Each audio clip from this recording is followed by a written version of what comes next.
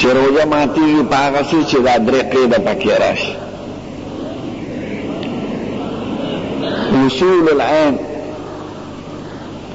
بواسطة المنفس الى جوف البطن او الدماغ. عین یو سیز ورسیږي، اثر نه، خپل شی ورسیږي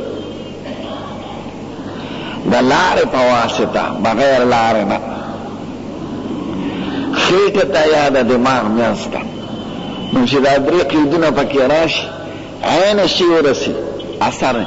سړی چې ولامبي هم بدن یې ښکلی شي او طبیعت یې ښه شي، تنده یې ماته شي، خو هغه اثر رسي، اوبه خو نه دي رسېدل. نو عین شی ورسي، اثر نه.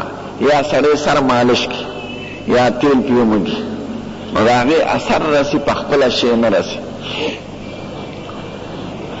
دویم د لارې په واسطه وي، نو که په غوښه په واسطه ورسي، نو هغې باندې روژه نه ماتي.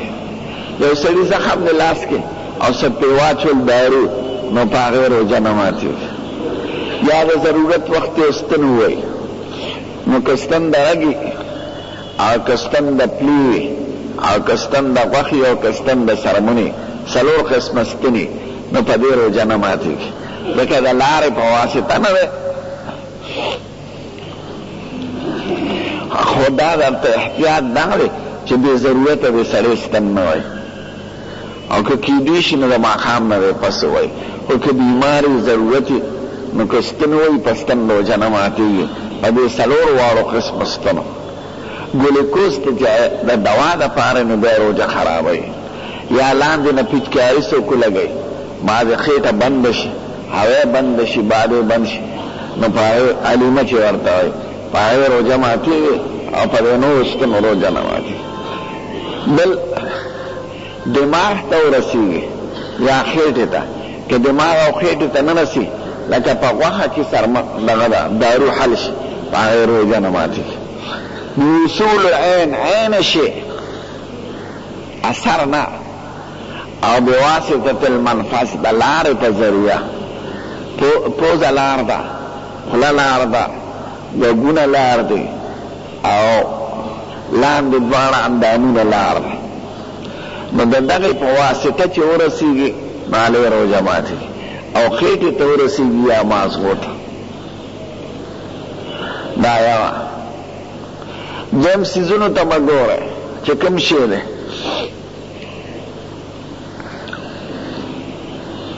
هر هغه شی چې غذا وي یا هر هغه شی چې دوا وي، د دې قصدن خوراک سره روژه ماتېږي او کفاره هم پرې لازمېږي.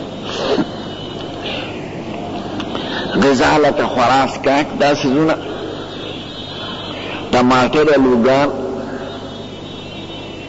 که غاښونو کې غذا نښتي لکه غوښه، او د په ژبه باندې داسې تېره کړه، نو که بار پیروخ کینی او اندازه دا وي چې د چړۍ د اندازې نه کم شي، نو خیر د روژه نه ماتوي. او که چڼه وه یا د چڼۍ په اندازه شي، نو بیا روژه ماتوي. او که د خولې نه بار ته کوټې راوکړ او بیا وخوړه، نو بیا روژه ماتوي. نه که دننه خوله کې دننه ژبه واله او پوټې په ژبه راغی او تیرې که، نو روژه پرې نه ماتوي. نو چې دوا وي یا غذا وي، په هغې روژه ماتېږي. اوس که یو شی نه دوا ده او نه غذا ده، لکه شیشې وخوړه، یا اوسپنه وخوړه، یا کوټکاڼې وخوړه، یا شګه وخوړه، یا خاوره وخوړه، روژه ماته شو، کفاره پرې نه لازمېږي. ځکه دا نه دوا ده او نه غذا ده. شیشه خو دارو نه دي او نه غذا ده، اوسپنه نه دارو دي نه غذا ده، خاوره نه دارو دي نه غذا ده، شګه نه دارو دي نه غذا ده. چې دارو وي یا غذا وي، نو په هغې روژه ماتېږي او کفاره هم پرې لازمېږي.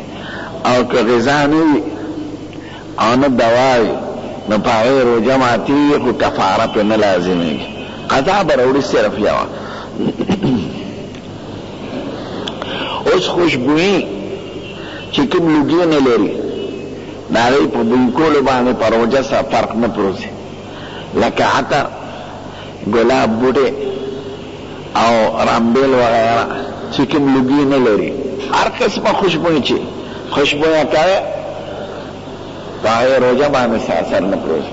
او که داسې خوشبویي چې لوګي لري لکه دا ډکي چې جماعتونو کې خلک بلی یا د عودو ډکي او بلکي او دوی لوګي قصدن تیری نو روژه ماتیږي، کفاره پې نه لازمېږي، روژه ماته ځکه لوګي نه غذا ده نه دوا ده، خو روژه یې والله خرابه.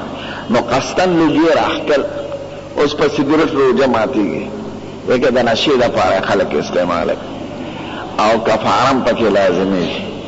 او نسوارو باندې نسوارو اجزا رسي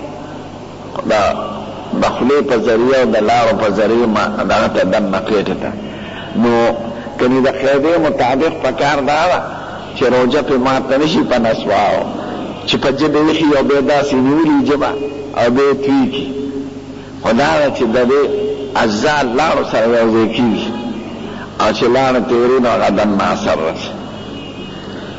او سګریټ هم خو لوګي دی، خو چونکې نشه ده او نشي څیزونو نه حضور پاک منع کړی ده، نو دا خطرناک څیزونه. که سړی روان وي په خوله کې یې مچ لاړ بې اختیاره، په هغې سره روژه نه ماتېږي. سړي پوزه راښکله په مرۍ یا په پوزه او بلغم یې تېر کړي نو په دې په روژه اثر نه پروزي. یا لاړې جمع کولې خوله کې او بیا یې تېرې کړې، اگر چې قصدن دا کارخانه دی خو روژه پې نه ماتېږي.